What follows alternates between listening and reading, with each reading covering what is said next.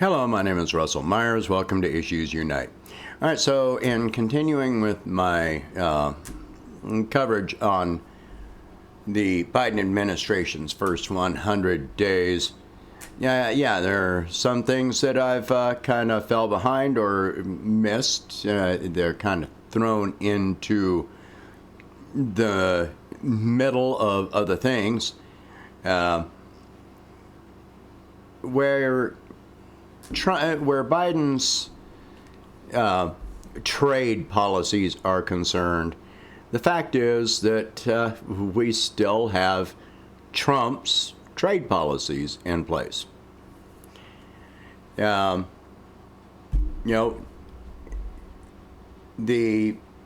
sanctions against Iran, Venezuela, Russia, China, and any other country you care to name that has had sanctions imposed on them are continuing and even expanding under Biden, where Trump had tariffs imposed on other countries, namely mostly China.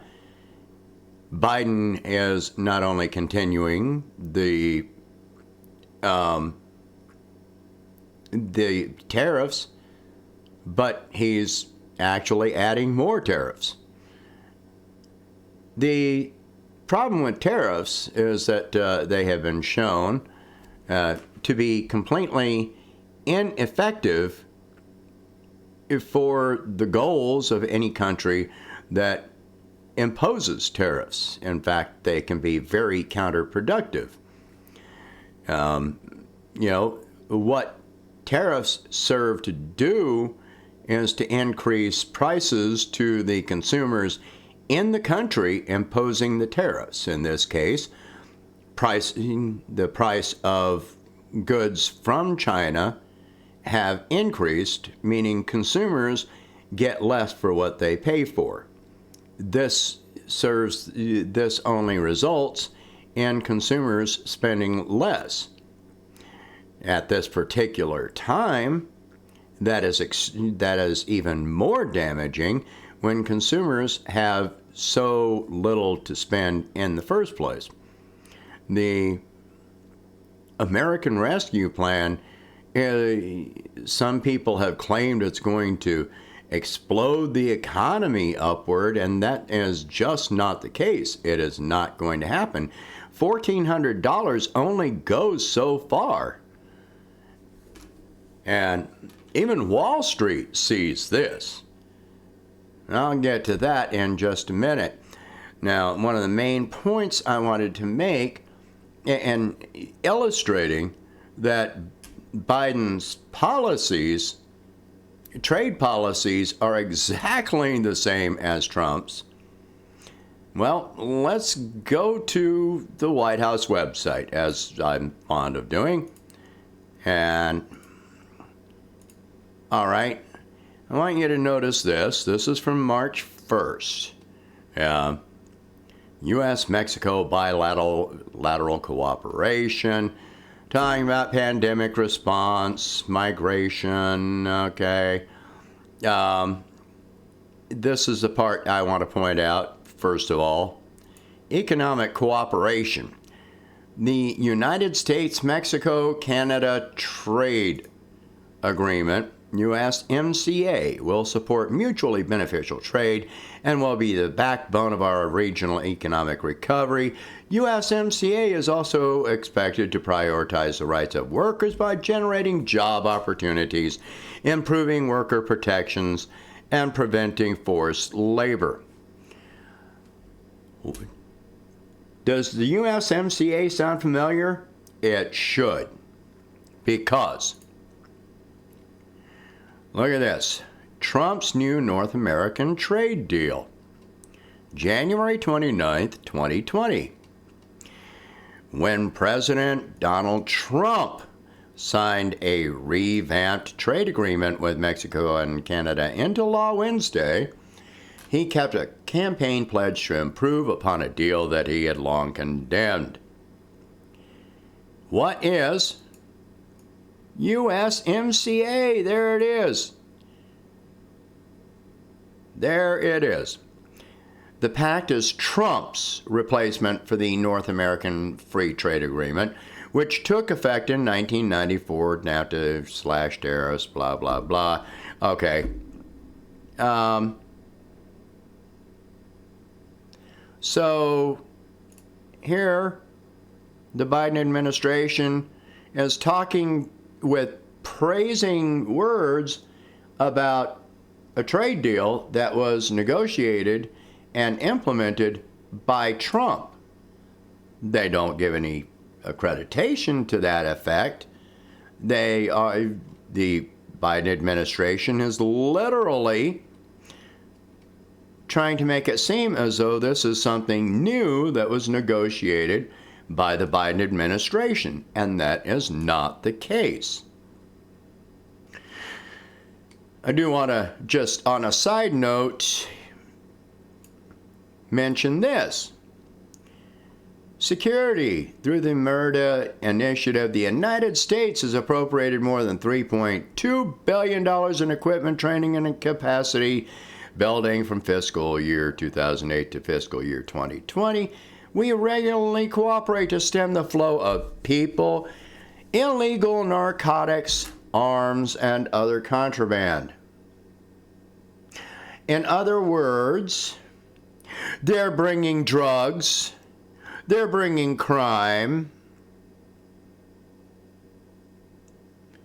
This is, again, Trump's policy. This is Biden continuing Trump's policy regarding the border. The only thing that's removed is a wall. So, let me go back to this other thing. All right. I've got to find it. Okay. Changes. All right. When Trump signed the USMCA, this was the analysis. What could the USMCA mean for the U.S. economy? Probably not much. Probably not much. Trade is a relatively small part of the U.S. economy, and trade with Mexico and Canada is smaller still. In an analysis done last year, so that would be 2019, the Independent International Trade Commission calculated that the USMCA would add 0.35% or $68 billion to economic growth and generate 176,000 jobs over 6 years. Mere blips in a $22 trillion economy with 152 million non-farm jobs. So that kind of discounts all this stuff about prioritizing, right, generating job opportunities and etc. It does nothing to improve the economy. It's not original. It's not Biden's policy. Now, where I was talking about the American Rescue Plan not even impressing Wall Street, I want you to notice this. And this is the Dow Jones Industrial Average. And look at this. This is, since the American Rescue Plan was signed into law. After an initial small, negligible bump in the stock market, look at what the trend has been doing. Down 128, went up 189, but then down 153, and then down 234. So even the corporations, the stock market, is not finding this to be such an impressive thing. So the corporations, of course, didn't get all the bailouts, even though most of that bill is corporate bailouts. And I mentioned different parts of it, including the $52 billion for Cobra extension. You know, the vast majority, 65% of the American Rescue Plan is basically giveaways to corporations. Now, that's not much of a change from the first stimulus bill last year. It's not much of a change to anything. But back to trade, when the U.S. sanctions other countries, it really has no benefits. Those have been shown to be ineffective. What you really do in this case is you just reduce, supply, possibly reduce demand. It is competition that results in, supply results in competition, which brings down the prices to consumers. And sanctions are shown to be inhumane. They cause destruction of entire industries, sometimes industries within the country that impose the sanctions. Because let's say, U.S. farmers sell corn and wheat to Venezuela. Well, now you impose sanctions so that U.S. farmers now cannot sell corn and wheat to Venezuela. Meanwhile, you leave thousands of people starving in Venezuela. Sanctions have no benefit at all except to try and impose power by the U.S. empire on other countries. Tariffs, I've already mentioned, they drive up consumer prices. You have seen your own prices for everyday goods increase since the trade war with China began. And they're going to increase even more. Along with this, Trump imposed a ban on Huawei, as Biden suggested removing that. No, he has reinforced it. He is continuing the ban on Huawei. We are not building new industries. We are not expanding production. Tariffs and sanctions do not result in those outcomes.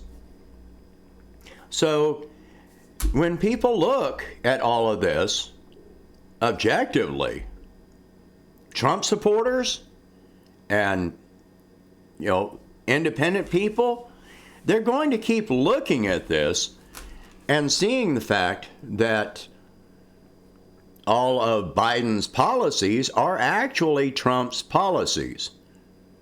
So, in effect, Trump is still very much in office, even though he is not sitting behind the desk in the Oval Office.